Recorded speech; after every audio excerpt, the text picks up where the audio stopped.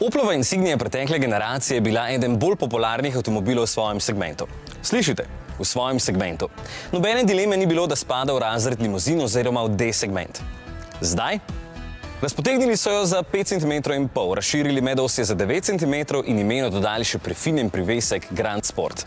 Že vem, kaj imajo za bregom tile Nemci ali Francozi ali karkoli pa že so danes.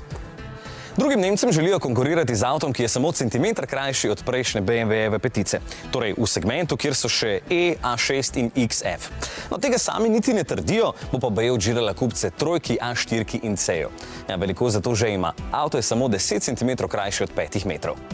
Da je podoba vseeno elegantna in konkurenčna tako imenovanim kupejevskim limuzinam, so jim morali nežno spustiti streho v rit, na zadnji klopi pa narediti več prostora, ker ga prej očitno ni bilo dovolj. Evo, bo dovolj. Za glavo in noge. Ja, avto je res prostoren. Je pa na račun tega prtljažnik izgubil 40 litrov, še vedno pa jih ima 490, tako da tega nihče ne bo niti opazil.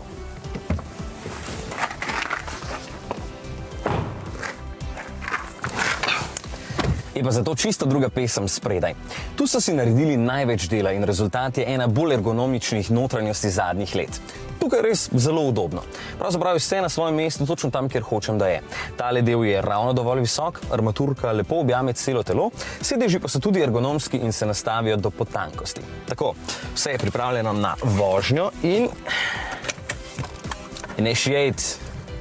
Go!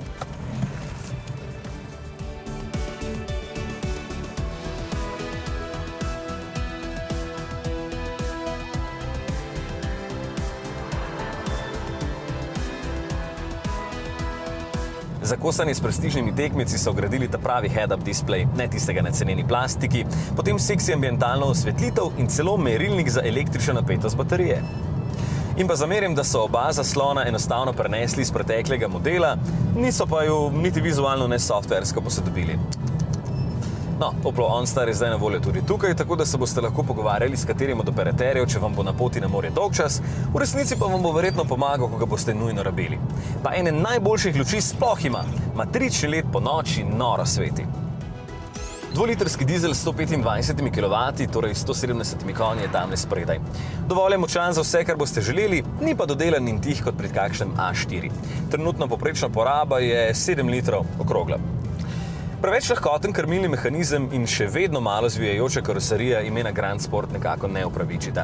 Čeprav je avto bistveno lažji kot prej, grizenje v ovinke po občutku ni bistveno boljše kot prej, smo pa po novem dobili res hud cruiser za daljše razdalje. Pri večjih hitrostih je vožnja zelo povezana, vsi gibi avtomobila so združeni v eno tako harmonično valovanje. Kabina pa vas ščiti pred neželenimi zvoki in vibracijami. No, vse dokler vas iz zena ne prebudi tole. Ja, vidite. Če ni zvoka od zunaj, pa jih Insignia pričara od znotraj. Grozno. In takšne malenkosti jo še vedno ločijo od velikih sorojakov.